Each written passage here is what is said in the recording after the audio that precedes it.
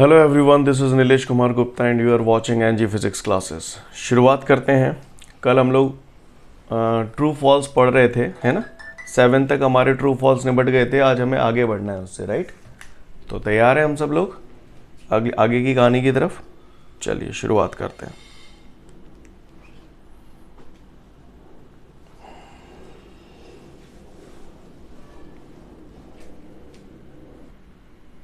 तो इसके बाद आगे की शुरुआत करते हैं।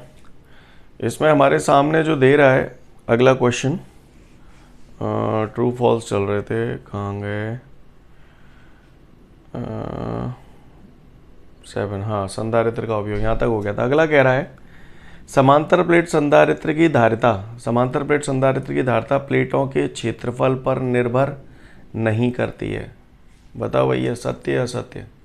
तो भैया मैंने पढ़ा है, समांतर प्लेट संधारित्र की धारिता का सूत्र होता है C बराबर K/0 A/D।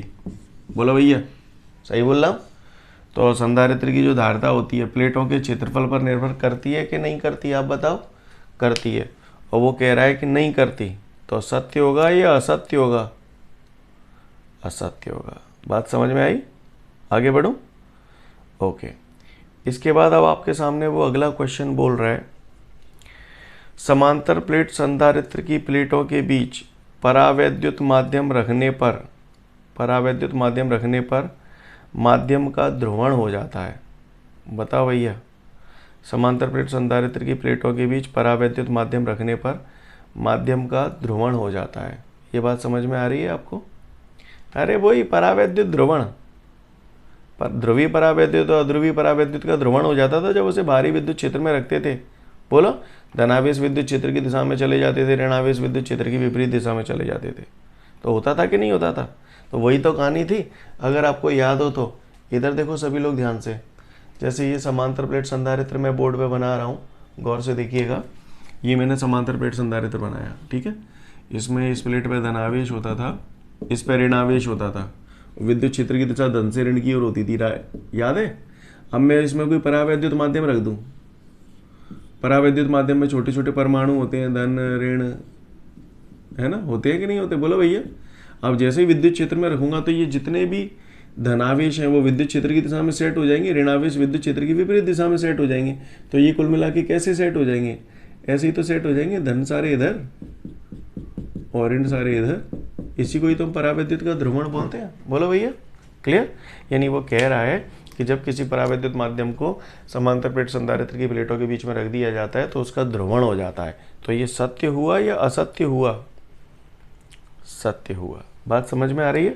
परावैद्युत ध्रुवण पढ़ा था कि नहीं पढ़ा था? पढ़ा था। चलिए आगे बढ़ते हैं। इसके बाद अगली बात पे आते हैं। नेक्स्ट क्वेश्चन आपको दे रहा है, विद्युत धारिता का मात्रक फैराडे प्रति कूलम होता है। विद्युत धारिता का मात्रक फैराडे प्रति कूलम होता है। बोलो भैया, सही बोल रहा है कि गलत बोल रहा है? विद्युत धारिता का मात्रक फैराडे प्रति कूलम होता है। तो समझ लो भैया, विद्युत धारिता का मात्रक, धारिता बताया था आपको, धारिता C बराबर Q/V। तो एक मात्रक तो होता है आवेश का कूलम, विभव का वोल्ट, कूलम प्रति वोल्ट। दूसरा होता था फैराड। सही बोल रहा हूँ? यही तो होता था। और वो यहाँ पर आपको क्या बोल रहा है कि भैया विद्युत धारिता का मात्रक फैराडे प्रति कूलम होता है। तो सत्य होगा या असत्य होगा? असत्य होगा। केवल फैराडे होता तो सत्य हो जाता। फैराडे प्रति कूलम बोल लो पट्टा। क्लियर है? तो मेरी बात समझ में आ रही है आप सभी लोगों को? आगे बढ़ जाऊं? आगे बढ़ता हूं। इसके बाद अगली कहानी की तरफ हम लोग चलते हैं। अगला बोल रहा है मैचिंग, जोड़ी मिलाओ। तो चलो भैया देखते हैं, जोड़ी मिलाओ। सबसे पहला उसने बोला है विद्युत विभव का मात्रक। विद्युत विभव के मात्रक की अगर मैं बात करूं तो भैया हम सब लोग विद्युत विभव पढ़ा है हमने। विद्युत विभव का सूत्र होता था V बराबर W/Q, अगर आपको याद हो तो। W कार्य का मात्रक जूल, Q आवेश या आवेश का मात्रक कूलम, जूल प्रति कूलम। या फिर हमने एक विद्युत विभव का एक और मात्रक दिखा था डायरेक्ट, वोल्ट, है ना, याद है आप सभी को? तो पूछ रहा है विद्युत विभव का मात्रक, तो यही हो जाएगा वोल्ट या जूल पर कूलम। क्लियर है बात सभी को? अगला कह रहा है विद्युत क्षेत्र की तीव्रता E। तो E बराबर हम लोगों ने पढ़ा था, अगर आपको याद हो तो, E बराबर माइनस dv/dx। क्लियर, अवकलन के फॉर्म में। इसे ऐसे भी लिख सकते हैं तो कोई दिक्कत वाली बात नहीं है। क्लियर है, यह अवकलन फॉर्म ही होता है। बात समझ में आ रही है सभी को? तो दूसरा समझ में आया आपको, E की जगह E काय के बराबर हो गया माइनस dv/dx या माइनस डेल्टा v/डेल्टा x, यानी खा का हो गया आपका द। बात समझ में आ रही है? इसके बाद अगला कह रहा है द्विध्रुव की अक्ष पर स्थित किसी बिंदु पर विभव।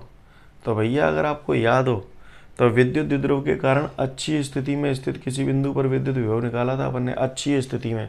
और अच्छी स्थिति में किसी बिंदु पर विद्युत विभव का सूत्र आया था अपना V बराबर 1/4πε0 के P/r², अगर याद हो तो तुम्हें। क्लियर है, अच्छी स्थिति में। क्लियर है, तो इसका क्या हो जाएगा आपका, ग का हो जाएगा आपका ब। Clear, 1/4πε0 P/r²। के ना दी तो जाको मतलब क्या है वो, के बराबर 1 मान ली हमने।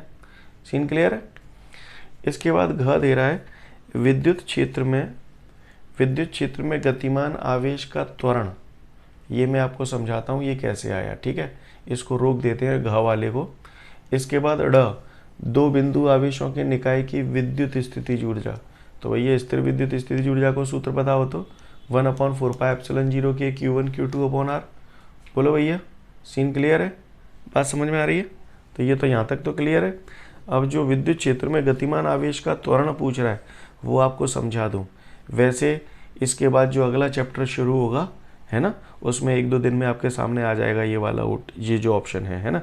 बाकी का देख लो कैसे आया है। वो कह रहा है विद्युत क्षेत्र में गतिमान आवेश का त्वरण, है ना। तो गौर से देखिएगा, वो आप ही लोग बताइएगा। ज़्यादातर चीज़ें आप लोग जानते हैं, पर 11th का डब्बा गोले तो थोड़ा सा फर्क पड़ेगा, ठीक है। तो गौर से देखिए, ये मैंने विद्युत क्षेत्र बना दिया, ठीक है बस, ठीक है। अब विद्युत क्षेत्र में आवेश है, आवेश, ये आवेश है। बताओ भैया इस आवेश पे बल किधर लगेगा, किधर लगेगा बल? इशारे से बताओ, हाथ के इशारे से।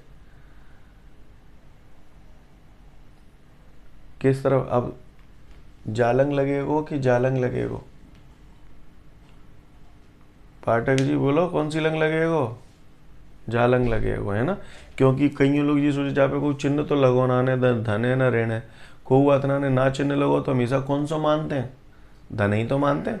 तो ये जो धनावेश है, तो धनावेश पे बल विद्युत क्षेत्र की दिशा में लगता है। तो जब बल लगेगा तो ये गति करेगा। बोलो भैया, करेगा कि नहीं करेगा? तो विद्युत क्षेत्र में गतिमान आवेश हो गया ये है। अब वो कह रहा है विद्युत क्षेत्र में गतिमान आवेश का त्वरण बताओ क्या होता है। त्वरण तो गया तेल लेने, फिलहाल गतिमान आवेश पे बल इधर लग रहा है। कितना बल लगता है, कितना बल लगता है याद है? फेंकें F बराबर QE। बोलो भैया, रोज जैसा बताते, सही बोल रहा हूँ है? अच्छा, 11th में एक सूत्र पढ़ाया जाता है, बल का एक सूत्र होता है, बल बराबर द्रव्यमान गुणा त्वरण, M/A। क्लियर? तो बल को सूत्र मैंने लगा दो, द्रव्यमान गुणित त्वरण बराबर QE। तो यहाँ से त्वरण आ जाएगा A बराबर QE/M। समझ में आई? A बराबर QE/M कैसे आया ये? बोलो, वही पूछ रहा है विद्युत क्षेत्र में गतिमान आवेश का त्वरण। तो त्वरण क्या हो गया? QE/M। कहानी समझ में आई कैसे आई?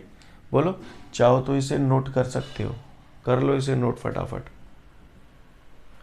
वेल, इसी के साथ हमारा चैप्टर नंबर 2 यहाँ पर ख़त्म होता है। अगले टर्न पे फिर मिलेंगे। Thank you everyone, have a great day to all of you. Jai Hind.